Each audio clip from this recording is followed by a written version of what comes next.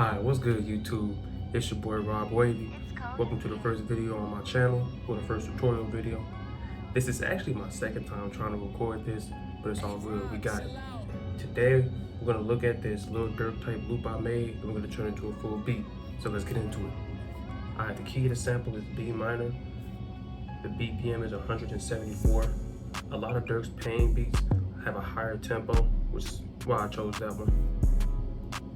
Let's listen to the full thing.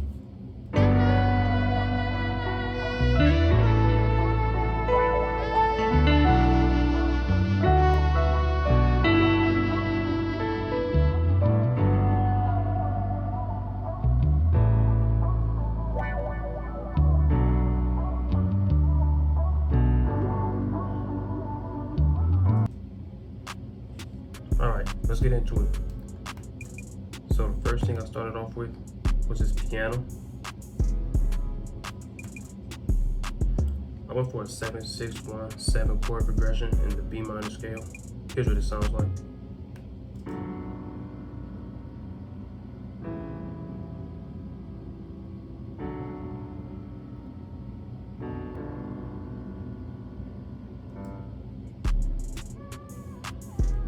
Adding little chords over here at the end for a little bit of rhythm gives it more bounce. And that's also what gives it that soulful sound. A lot of times, a lot of soul progressions aren't just playing the chords out very long. They like use the chords to give rhythm to it. For effects on that, I have an EQ. Cut out the lows, boosted some of the mids. Have some delay. I turned the knob up to 8. Turned it down really low. Button called Spaced Out on the Beautiful Rose preset. This is a really lush reverb. Gives it a lot of space. Then I also added a hollow vintage verb. I turned the low cut up. Make sure you turn the low cut up on your reverbs, on your instruments. All that, those mids and those basses are gonna make it sound really muddy. You don't want that in your mix. I turned the mix down to 12.5% because we already had the spaced out reverb on it. I turned the stereo separation up to make it a little bit wider. It's on 34% maybe. Yep. Next thing I added was this top melody.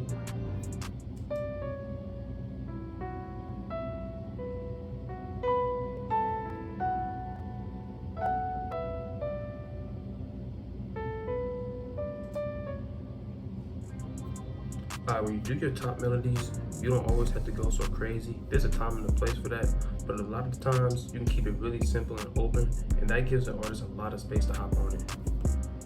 Another thing with these soulful type samples, you could layer the octaves on top of notes. So I have the B, the A, and the F sharp layered on top of each other. That makes it really bright. Don't be afraid to use lower notes at the same time as other notes to give harmony to it. Gives a little bit different feel than just using one note by itself. That has the same effects as the original piano. The next thing I added was this contact guitar. It's the Evolution Hollow Body Blues. I used the OMB ballad preset. Here's what that sounds like.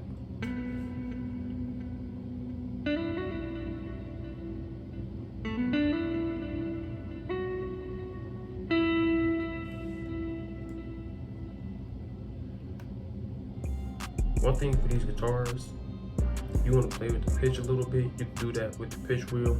So for this one,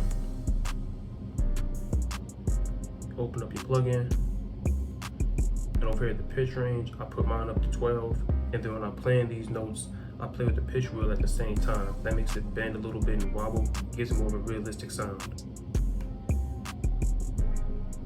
For effects on the guitar, I have an EQ, cutting out the lows and a little bit of the highs. Delay, I turned the knob up to 8, turned the mix down a little bit to about 16%. A flanger, which is the default preset, I just turned the mix down. Fruity chorus, just turn the mix down again. Then I added Valhalla. Make sure I turn the low cut up. Decay, turned it down a little bit at about 40% of the mix. Just give it a little bit more space. Without it, the guitar sounds really dry. Here's what it sounds like with no effects.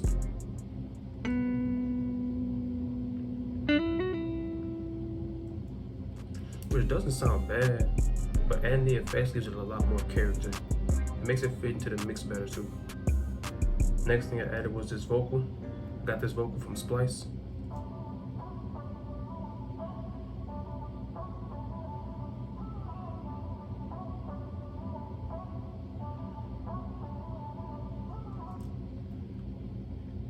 Just kind of wanted that in the background, just ride through these effects on it. First effect, put a parametric EQ. This is the radio preset. I just tucked in the highs a little bit more in the lows to put it in the background.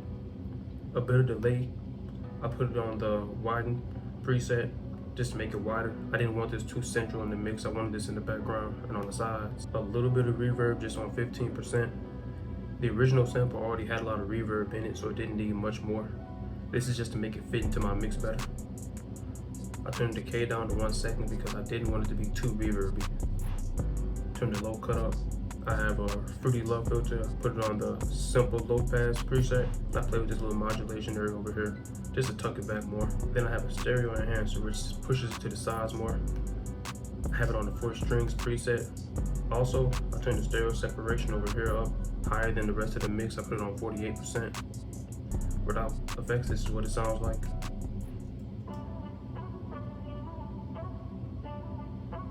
Versus with effects.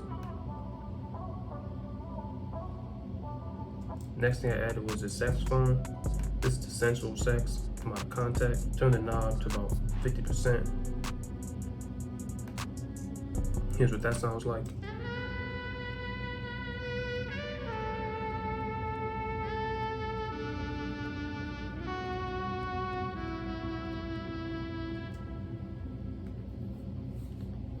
Alright, so for this plugin, you don't want to have a lot of filler notes and a lot of runs on it. This plugin is best when you just let the notes play out. That's what gives it that really soulful sound and lets the effects and the way they recorded the saxophone play out more. Another thing, it's good to have some of your notes run over the next note. That gives it the better transitions that you hear. Makes it sound a little bit more realistic. For effects on that, I added some reverb. 35%, which is a lot of reverb, but I didn't use a lot of the built-in reverb. I kind of wanted the sax to sound a little bit more natural.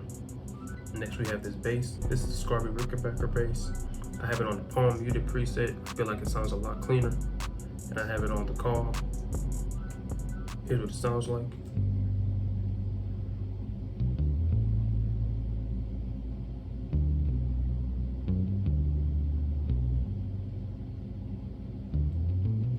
So I played this on my MIDI keyboard. I didn't play with any of the velocities down here. I wanted to keep it as I played it. But with these basses, it's good to give it a few runs in between at the end of the chords. That way, it gets a little bit more rhythm. And also, don't be afraid to play with octaves.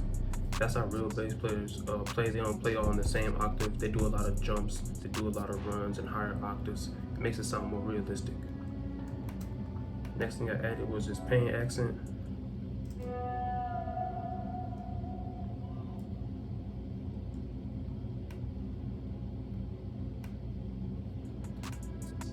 Just some reverb on it. About 25%. I didn't turn up the low cut for this one. There's not a lot of lows in it, and I kind of want those lows to give that reverb sound, so it can tuck in the background a little bit more and get the melody a little bit more body. The last thing I added was this wah.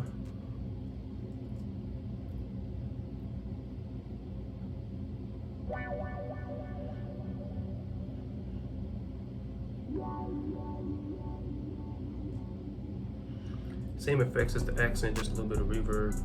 I use different octaves for the 2 wahs just to make it sound a little different so it's not so repetitive. So boom, that's the full melody. Let's go ahead and hop into the drums. Alright, for the beat, when I did the 808, I decided that it sounded a little bit too low. So I turned up the pitch. I increased it by 300 cents or 3 semitones. So instead of B minor, now we're in D minor. So here's what the full thing sounds like.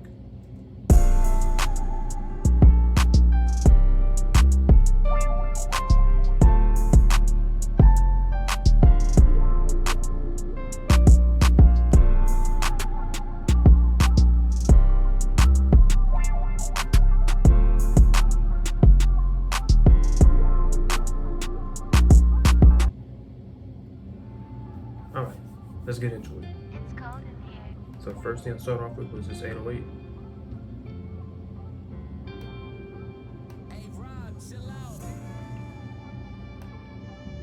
Just a basic spins 808.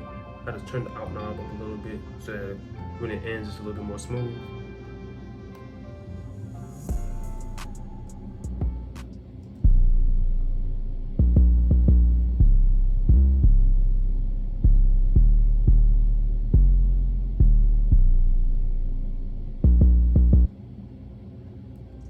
Alright, so you notice up here, did this a couple times, I had these little jumps with a little rhythm in it.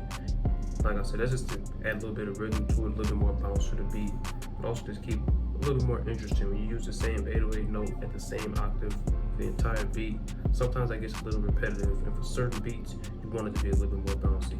For the soul sound, it's definitely a go. Over here, I added a slide note. Right when this note began, that makes it slide up immediately. And also don't be afraid to use notes that are in the same chord, not just the bass note. That gives a little bit of a different sound, keeps the listener engaged. Next I added this kick, this accent in the 808. It's not always hidden with the 808, that gives it a little bit more bounce.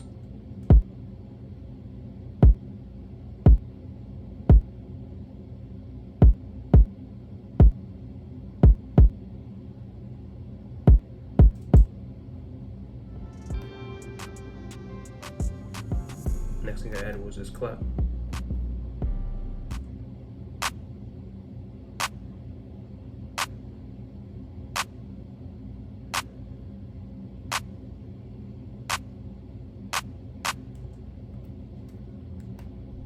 So at the end here, I added a little bit of a bounce. So it's not the same basic pattern on the third beat of the measure. Over here, I gave it a little bit more bounce. I learned that from Produced by Tej.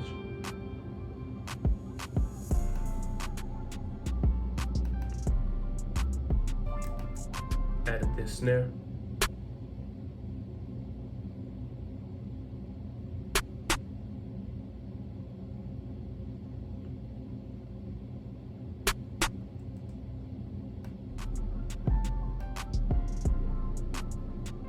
Added another snare.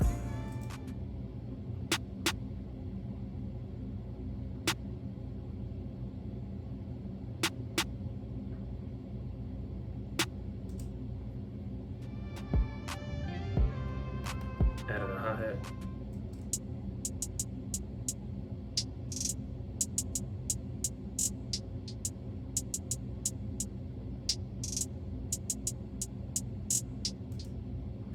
So when you're doing hi-hats, it doesn't always have to be a two-step pattern.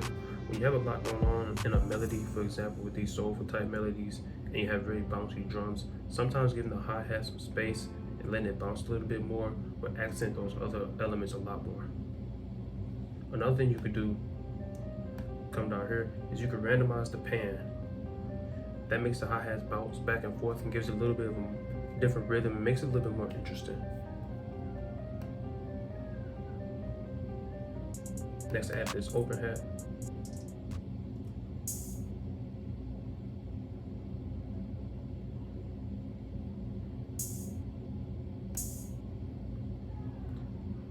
And the last thing I added was this transition, this reverse crash.